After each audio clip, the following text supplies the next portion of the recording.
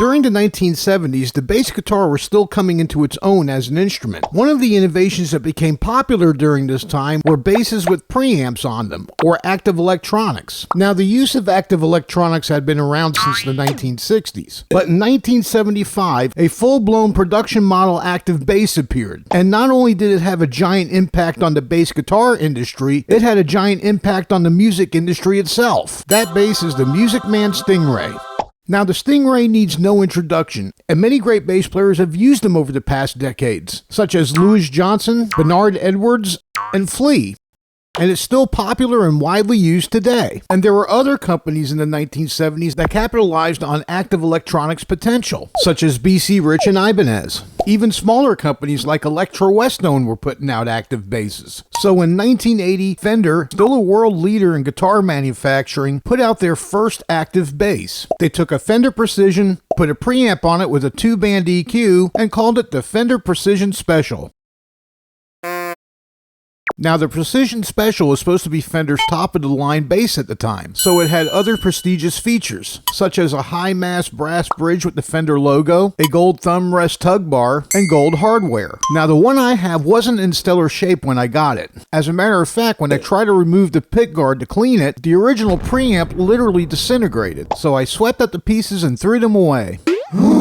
No, I'm just kidding. I put them in a bag and stuck them in a drawer. Now, I had read a lot of good reviews about an American preamp company called Audere, and I ordered one of their 2-band classic models. Now, the Fender Precision Special comes with a passive active switch. So while I was installing the Audere preamp, I went ahead and converted the active passive switch into a series parallel pickup option. I should also note that this bass does not have its original pickup, but has a DiMarzio Model P instead. Here are some sound clips of my 1980 Fender Precision Special with an Audere preamp.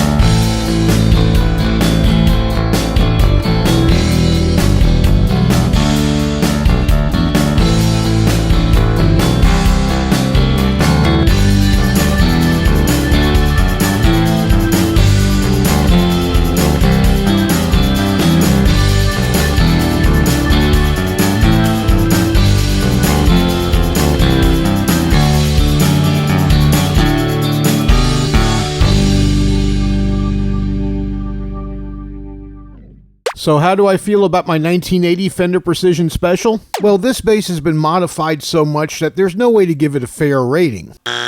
I will tell you that these basses are notorious for being heavy, and this one is no exception, coming in at 11 pounds. A lot of bass players like this DiMarzio Model P pickup. I don't care for it myself. It sounds not very lively to me. I am very happy with the Series Parallel mod that I did on this bass. I think Parallel mode gives this bass a little bit of Stingray type sizzle. But the big winner on this bass is this Audere preamp. It's very quiet, smooth, and natural sounding. It's easily one of the best preamps I've ever had in a bass. I only have one complaint, and it's a very minor one, and that's the installation instructions. Audere puts all the variations of a model on one sheet, and you have to decipher which wires to use and which ones to omit for your particular model. I was able to figure it out, but dummies like me that are bench electronics amateurs really needed to have it dumbed down a little more. So no rating for my 1980 Fender Precision Special, but I'm going to award the Audere preamp 5 out of 5 Wheatleys, plus a bonus of the droids that we're looking for. I'm Rib13. Thanks for watching. Please like this video and subscribe to my channel. I was wearing a MASH driver shirt in the demo portion of this video. I've known the bass player in this band for a long time, and I really liked his band's music. So I'm putting a link below for you to check MASH driver out. As always, give the Electrifier some love too. There's a link to them also. Special thanks to Low End Lobster for being available to help me with all this YouTube stuff.